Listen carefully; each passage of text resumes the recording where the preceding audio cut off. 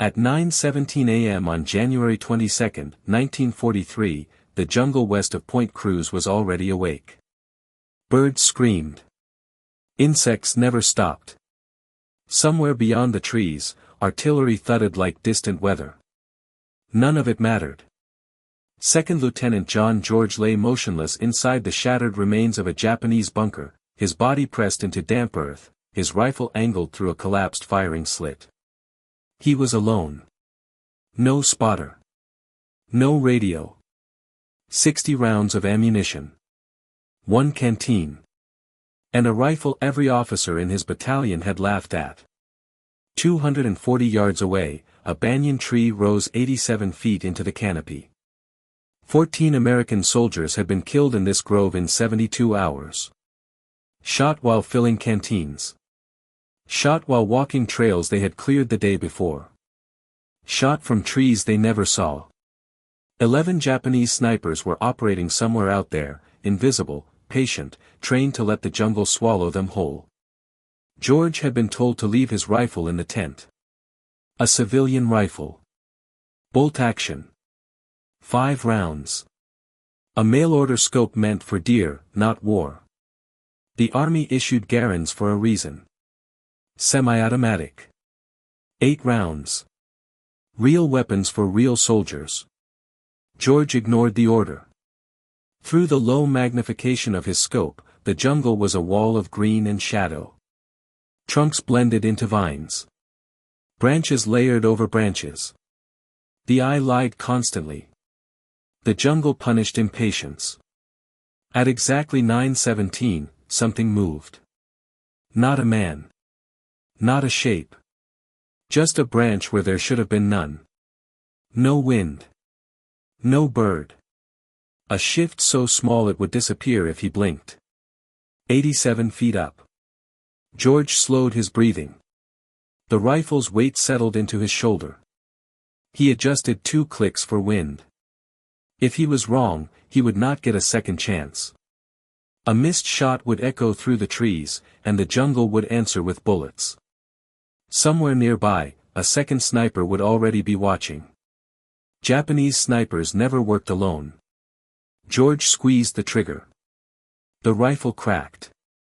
A single sharp sound, swallowed almost instantly by the canopy. For half a second, nothing happened. Then a body tore free from the branches and fell through the leaves, hitting the ground with a sound that no one in the grove would mistake for anything else.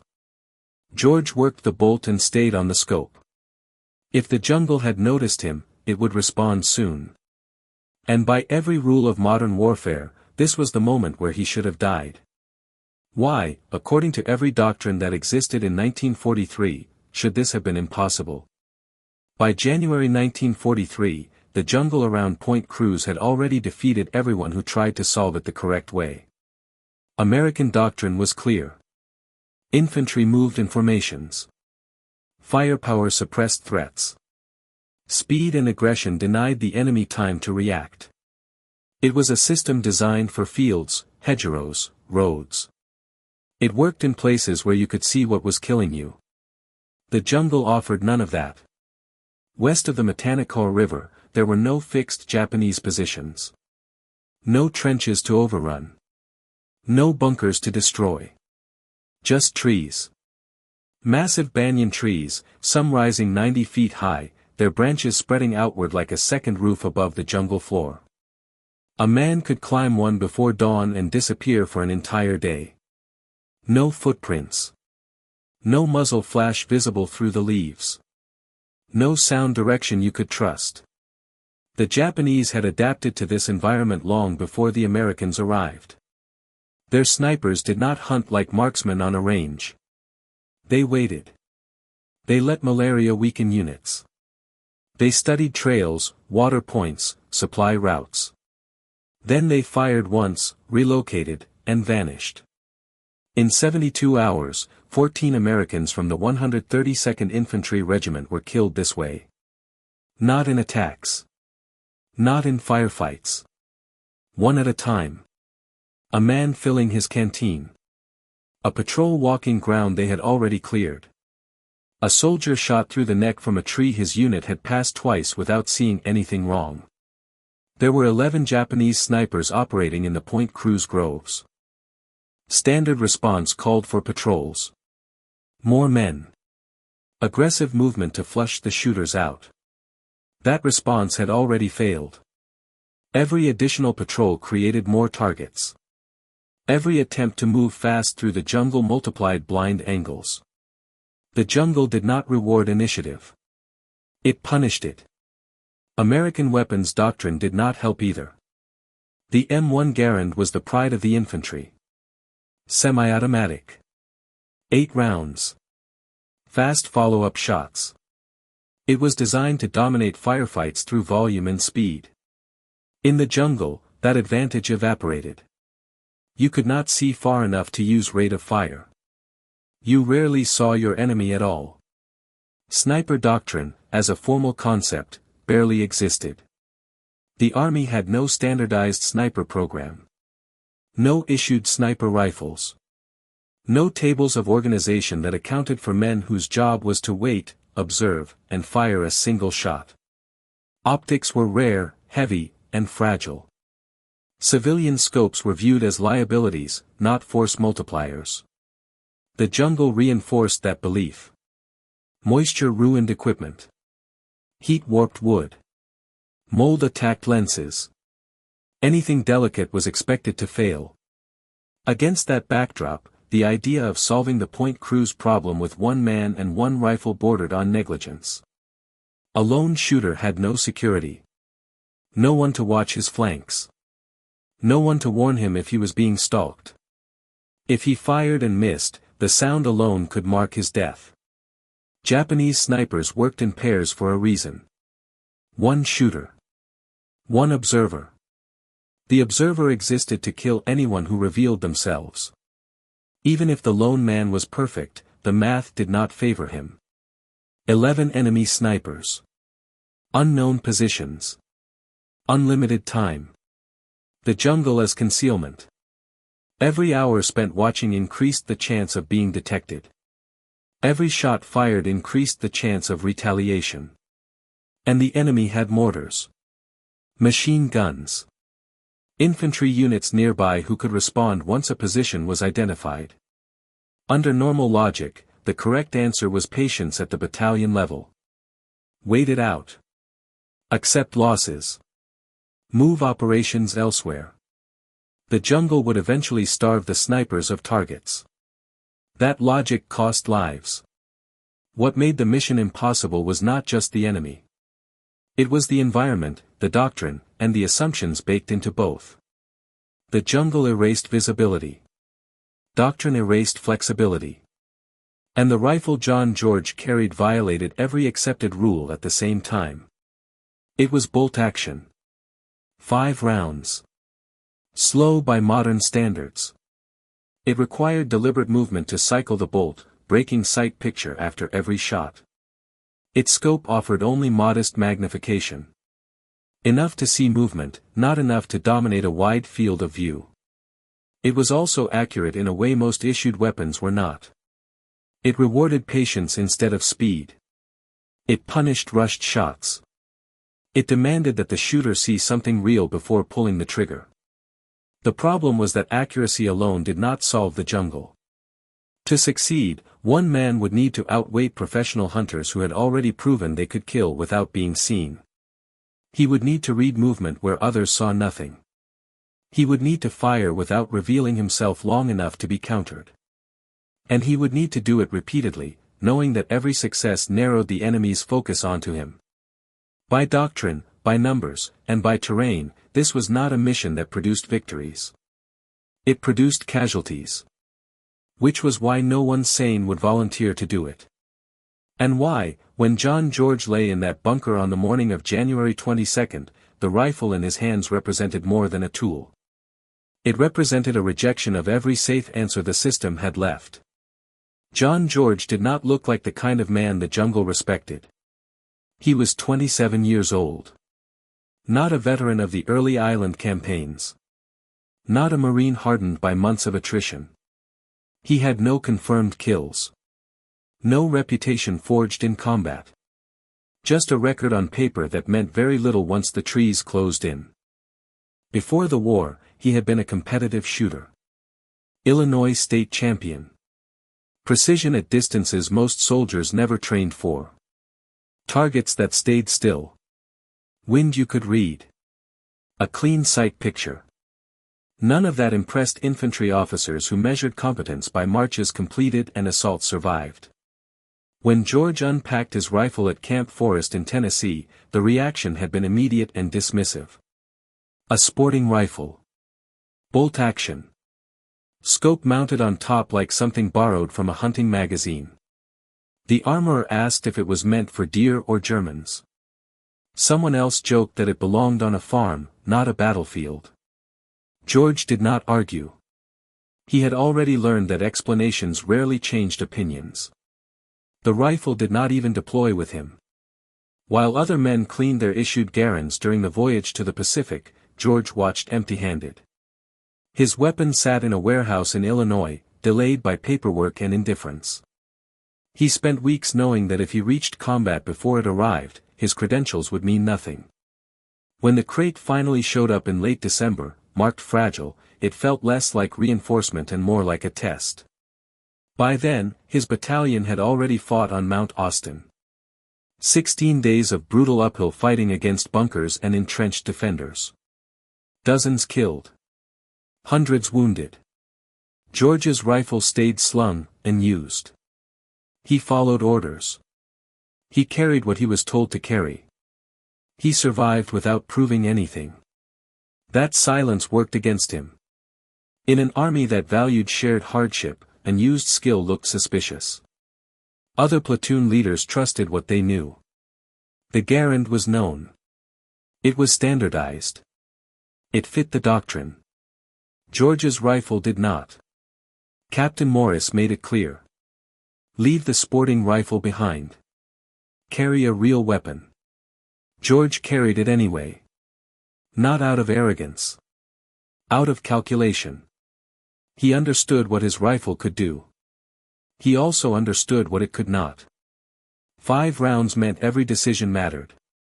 Cycling the bolt meant losing sight picture. If he missed, the jungle would answer before he could recover. That knowledge did not comfort him. It weighed on him. When the battalion commander summoned him on the night of January 21st, it was not a vote of confidence. It was desperation. 14 men dead in 3 days. Patrols failing. Morale cracking. The snipers were killing faster than malaria. The commander did not ask if George wanted the job. He asked if the rifle worked. George listed his credentials because that was all he had. Championships. Group sizes. Distances.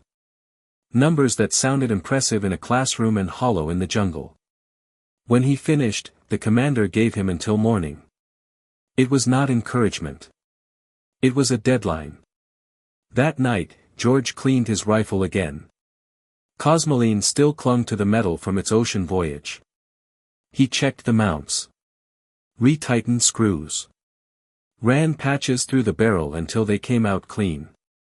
He handled the ammunition he had brought from Tennessee, the same cartridges fired by the garand, and counted them one more time. He slept poorly. Not because he feared the enemy. Because he feared being wrong. If he failed, men would die the next day. If he succeeded, he would still have to survive the consequences. A lone shooter breaking doctrine attracted attention. Attention in the jungle was fatal. George knew that once he fired the first shot, he would no longer be solving the battalion's problem. He would become one.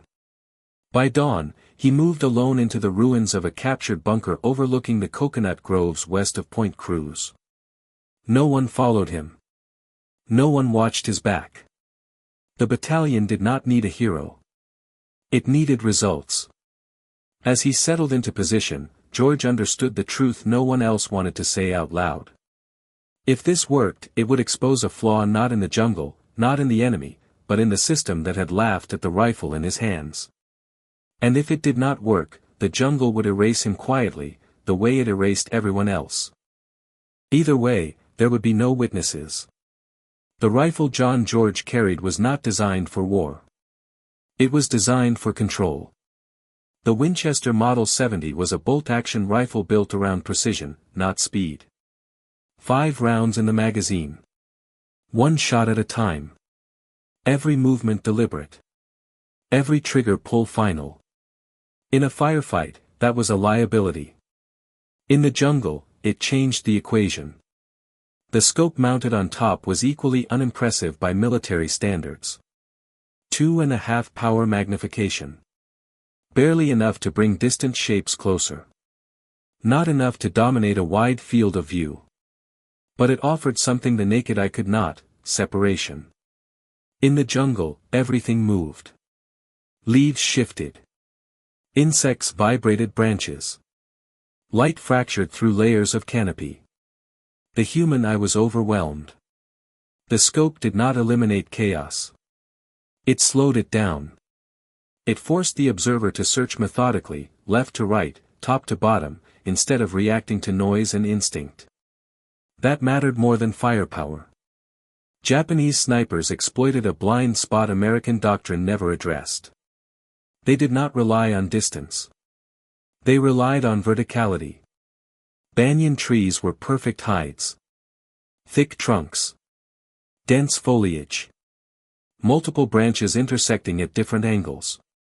A sniper positioned 80 or 90 feet up could see movement on trails, supply routes, and water points while remaining completely invisible from below.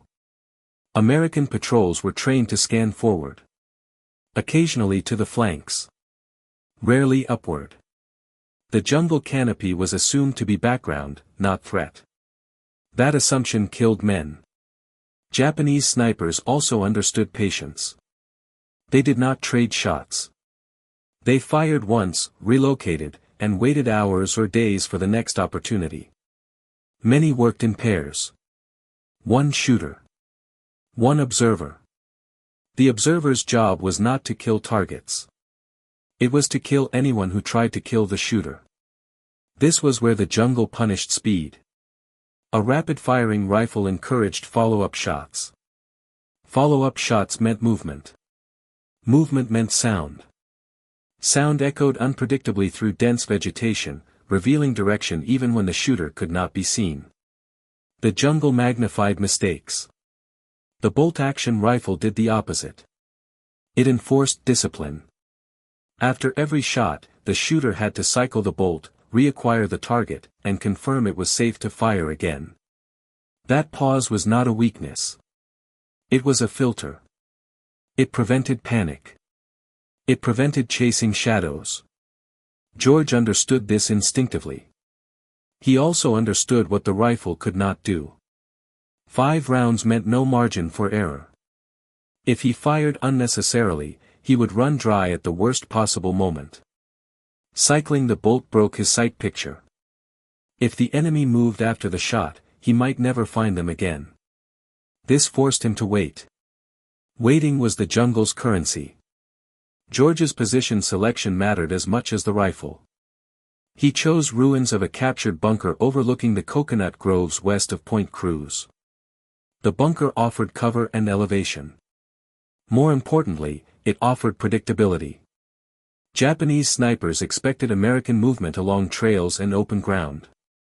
They did not expect a lone shooter to occupy a static position and stay there for hours. That expectation gap was another blind spot. The scope allowed George to detect movement without exposing himself.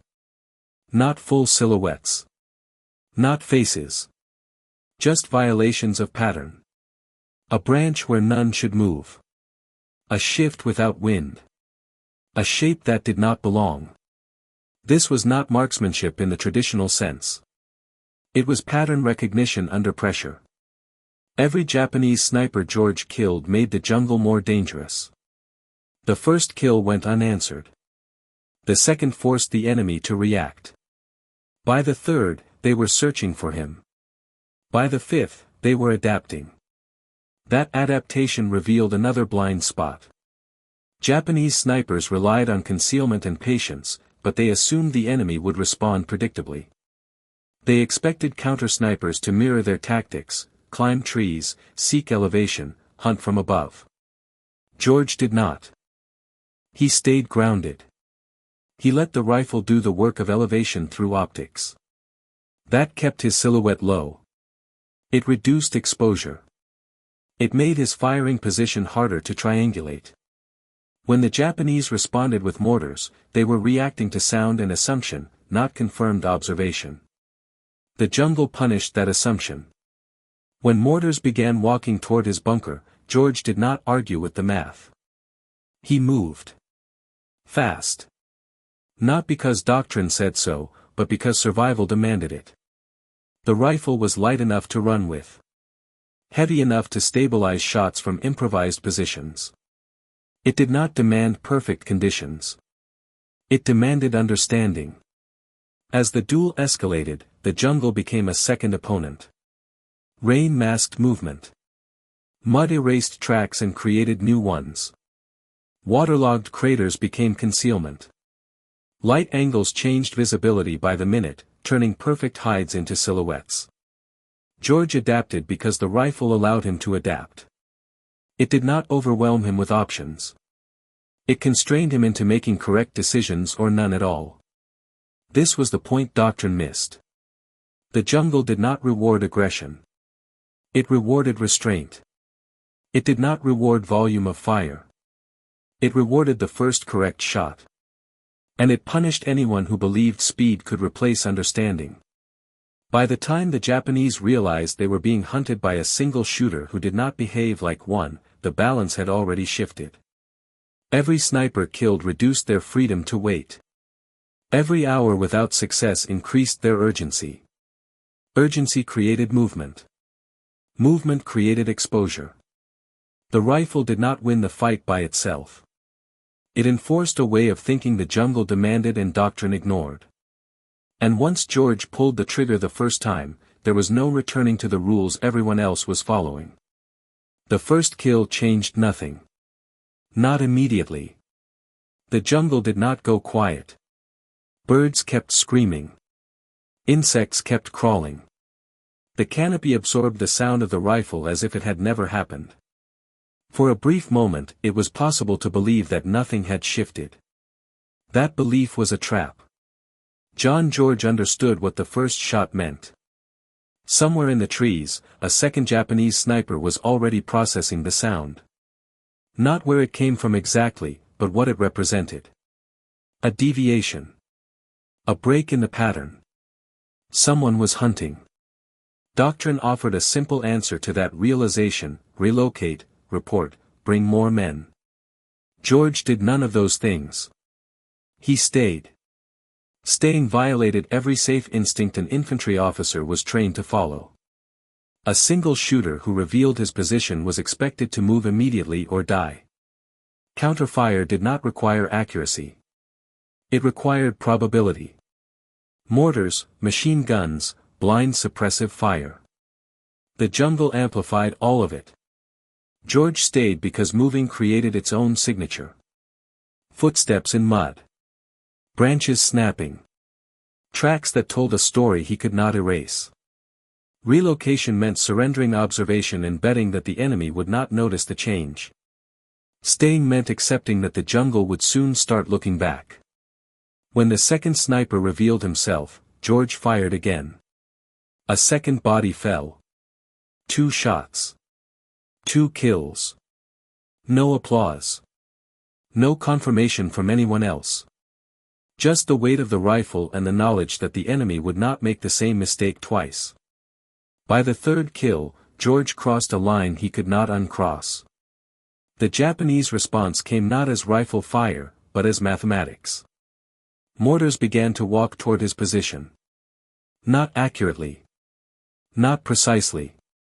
But closer with every adjustment. Someone was listening. Someone was calculating. George did not wait to see if the third salvo would land on him. He ran. This was the first moment where the decision to operate alone revealed its true cost.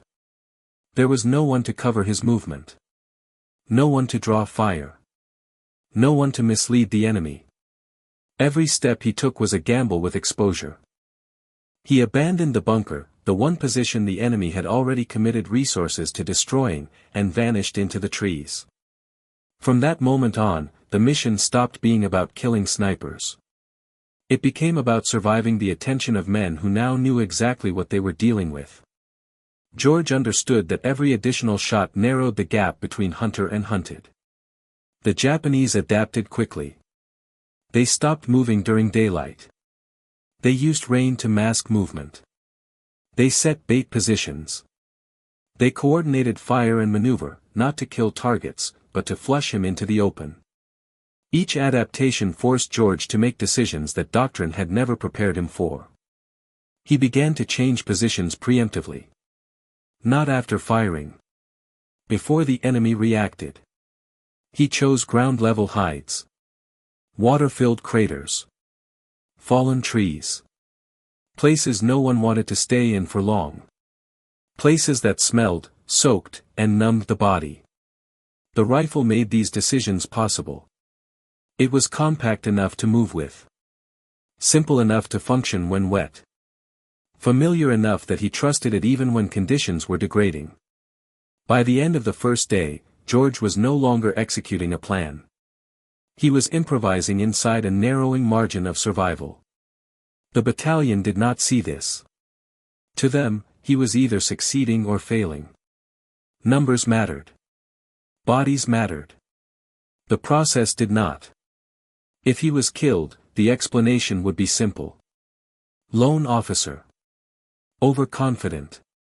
Poor judgment. George knew that if he stopped now, the snipers would return. The jungle would reset. Men would die again in small, quiet ways. If he continued, the enemy would focus everything on him. There was no version of this where he walked away clean. That night, as he cleaned his rifle and counted remaining ammunition, George faced the reality doctrine avoided. Once you challenge an enemy who knows how to wait, the only way out is to make them react faster than they want to. Speed was not his advantage. Pressure was. At dawn, he returned to the grove. Not because it was safe. Because there was no other way to finish what he had started. Dawn on January 23 did not bring clarity. It brought rain.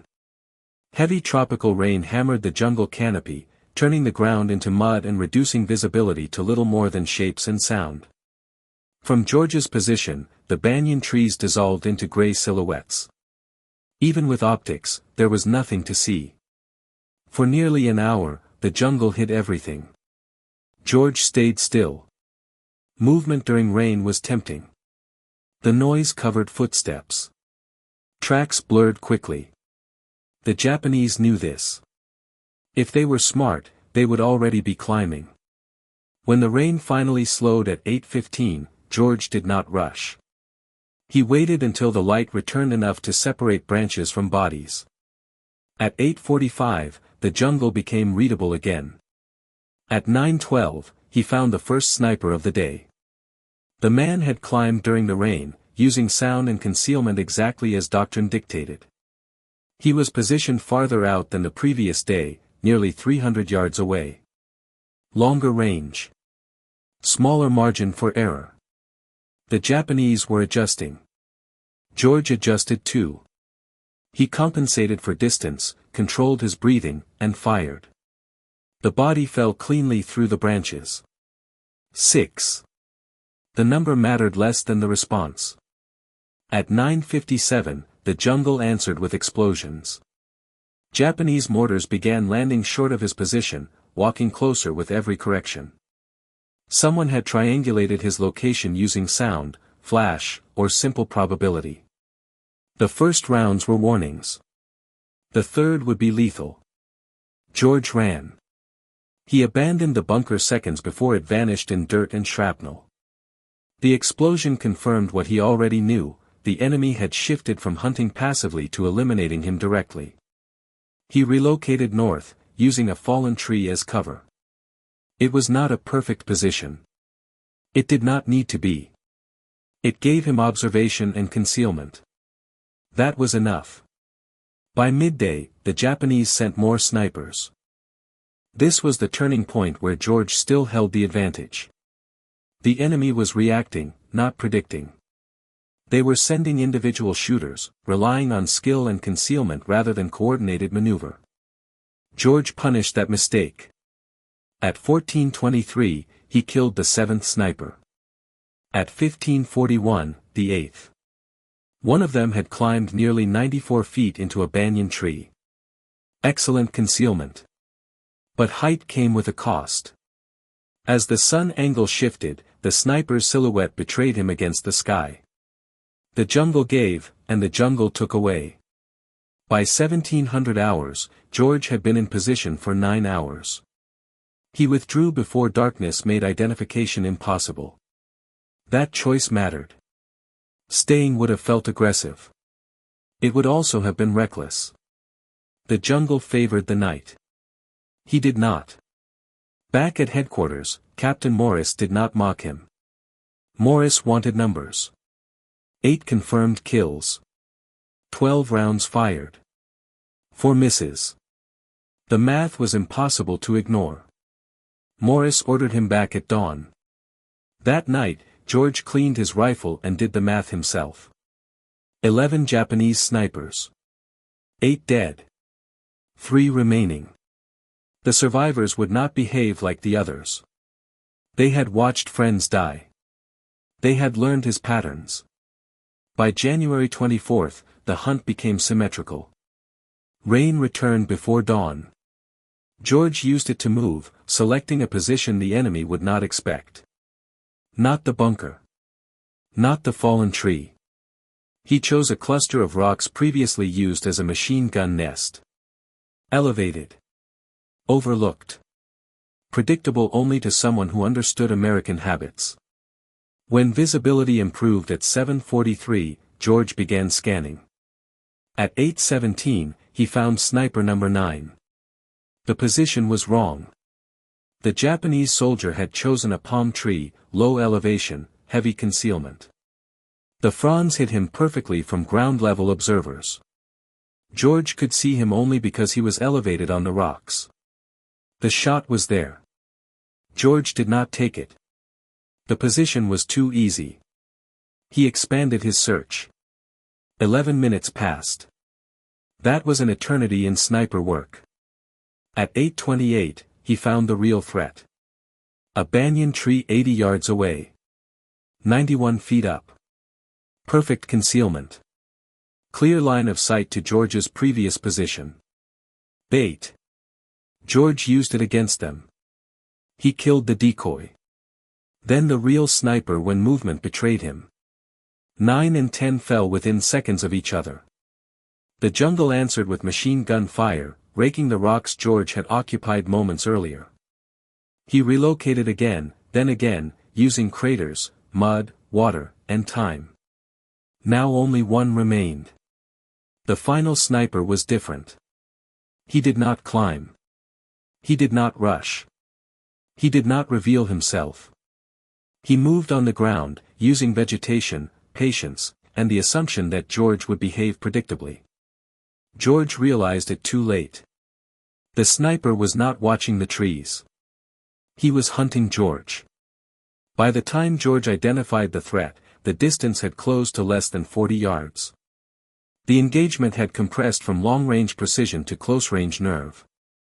This was the last moment where George still controlled the pace. What came next would strip that control away. The jungle did not rush the end. It tightened it. By the time John George understood that the last Japanese sniper was on the ground, the distance between hunter and hunted had collapsed to a scale doctrine never prepared him for. 30 yards. Then 25. Then less. The rifle that had given him control at long range now imposed limits. The crater he had chosen for concealment was filling with rainwater. Mud pressed into his uniform. The rim blocked his angle. To fire, he would have to rise. Rising meant exposure. George stayed submerged, the rifle held vertical to keep water from the barrel. His breathing slowed until it barely disturbed the surface. Every instinct screamed to act, to force the moment. He resisted. At 9:52, the Japanese sniper stopped moving. The man was good. He did not rush. He studied the rocks George had abandoned earlier, searching for the smallest sign of life. He believed George had moved east. He was wrong, but not by much. At 9:58, the sniper began moving again, crawling closer, following the most likely escape route. George recognized the tactic immediately. The man had watched the machine gun fire rake the rocks. He had seen George flee. He was reconstructing the hunt from fragments. At 10:03, the sniper reached the rocks. 38 yards from George's actual position. The shot was easy. Center mass. No scope needed. George did not take it. Something was wrong. No experienced sniper stayed exposed. Not without coverage. Not after watching 10 others die. This was bait. George widened his awareness and found the truth 6 seconds later. Another Japanese soldier, 70 yards northwest, concealed behind a fallen tree. Rifle trained on the drainage ditch where George should have been. 2 men. George could not kill both before they reacted. The bolt-action rifle enforced that reality. 1 shot. A pause. Enough time for return fire. He chose patience. George lowered himself deeper into the crater until only his eyes broke the surface. The water was cold. Mud pressed against his chest. He waited while seconds stretched into minutes. At 10:13, the soldier at the rock stood and signaled. They began a sweep. They passed George's position without seeing him. That was the moment. George rose from the water, brought the rifle to his shoulder, and fired. The first soldier dropped. George cycled the bolt and fired again. The second fell mid-turn. 11. The jungle did not pause to acknowledge the number. Voices followed almost immediately. Not 1. Not 2. Multiple. Infantry. A recovery team or patrol responding to the dead. George dropped back into the crater as branches cracked and equipment rattled closer. He stayed submerged, counting steps. At 10:28, the voices changed direction. They were coming toward him. They had found his tracks. George had 5 rounds left. No support. No escape route that did not expose him. He considered hiding and letting them pass.